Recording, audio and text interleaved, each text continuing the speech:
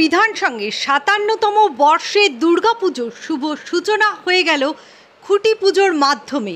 মানিকতলা বিধানসভার বিধায়ক সুপ্তি পাণ্ডের হাত দিয়ে এই পুজোর শুভ উদ্বোধন হয়ে গেল।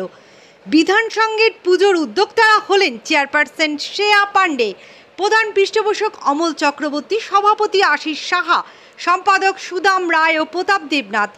এই পুজোর প্রধান উদ্যোক্তা হলেন বান্টি পাল। এই বছর বিধান সঙ্গের খুঁটি পুজোর মূল আকর্ষণ ছিল মৃগয়া ছবির টেলার লঞ্চের মধ্যে দিয়ে উপস্থিত ছিলেন এক ঝাঁক তারকা অভিনেতা ঋত্বিক চক্রবর্তী ও প্রিয়াঙ্কা অন্তরা সহ সমস্ত কলাকুশলীরা। সব মিলিয়ে ছিল চাঁদের হাট।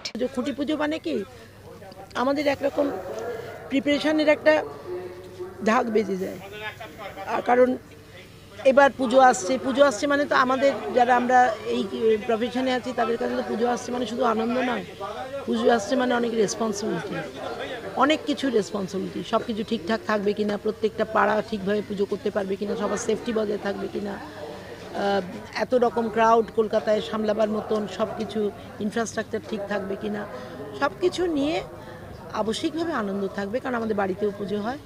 তো স্বাভাবিক এই এত সুন্দর এই ঢাক বাজলেই তো মনটা আমাদের কেমন করে ওঠে। ওর মাঝে মাঝে ক্যাপশন থাকবে, যা বর্জ্য তা ত্যায্য নয়, যাকে আমরা ফেলে দিই তা সবসময় ত্যাগ করার মতো নয়। ব্যাস এইটুকু বলতে পারি যে এইটা থাকবে আমাদের দিন।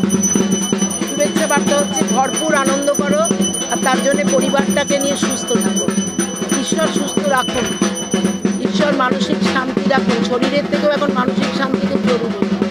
ঈশ্বর সবাইকে যেন মানসিক শান্তি দেন, কাউকে যেন আঘাত দেন, সবাই তবেই আনন্দ করতে পারবে পুজোয়।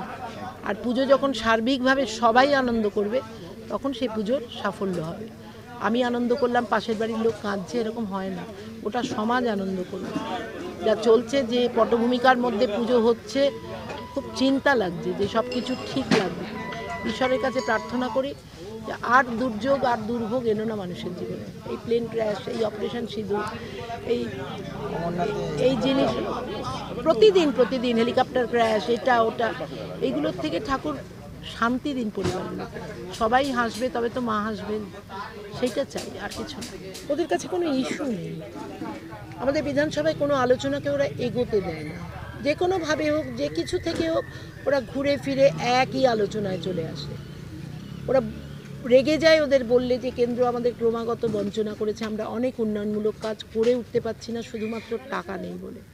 ওরা বলছে আমরা নাকি ভুল বলছি।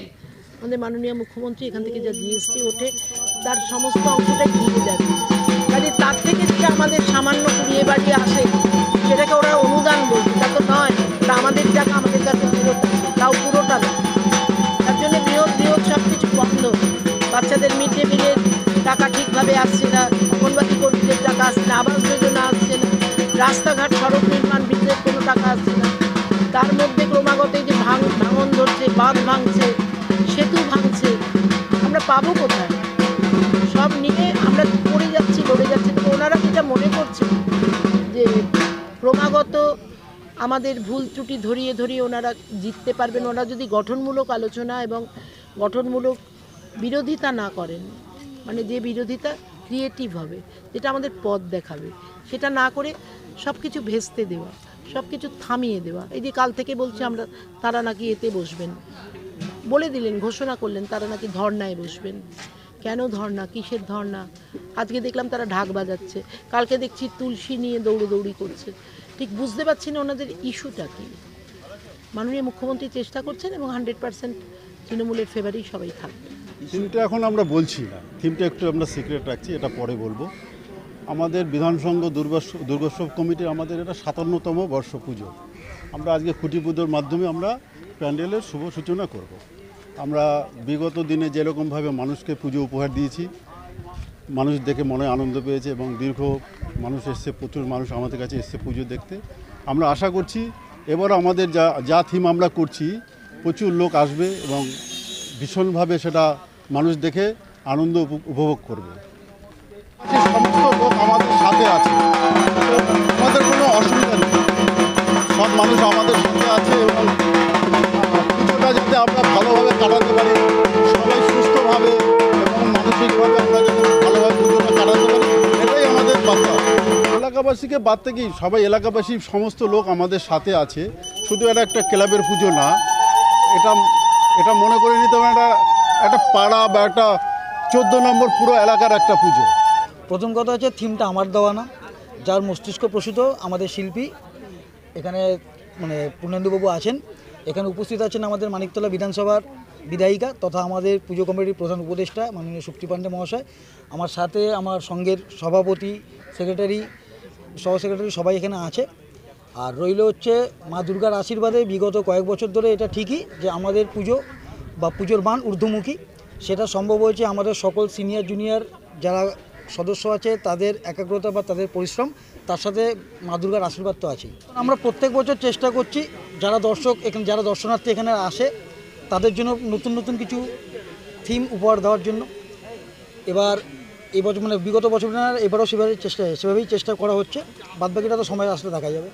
তাদের উদ্দেশ্যে একটাই কথা বলবো, আগামী 2-2.5 মাস আমাদের কাছে অনেক লড়াইয়ের, কারণ এই সময়টা এবার যেহেতু পুজো এগিয়ে এসেছে, বর্ষা চলছে, এই বর্ষাকে অতিক্রম করে বা বর্ষার মধ্যে সবাইকে পরিশ্রম করে প্যান্ডেলটাকে দাঁড় করাতে হবে।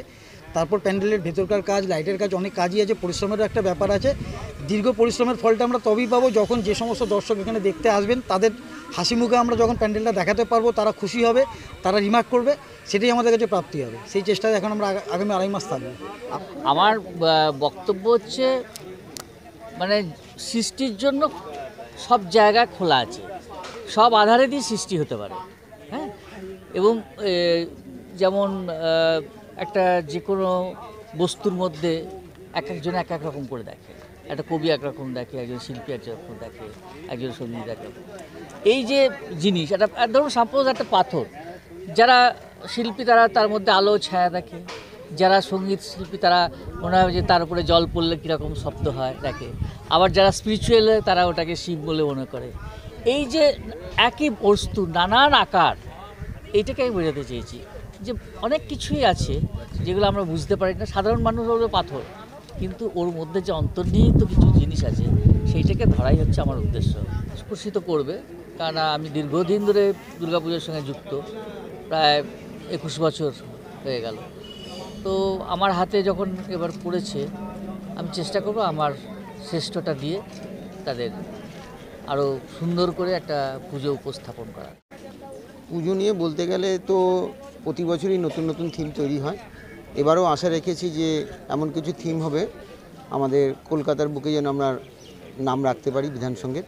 সেই সচেষ্ট চেষ্টা আমাদের সবার আছে, আমাদের সমস্ত যারা মেম্বার আছে সবাই অক্লান্ত পরিশ্রম করে।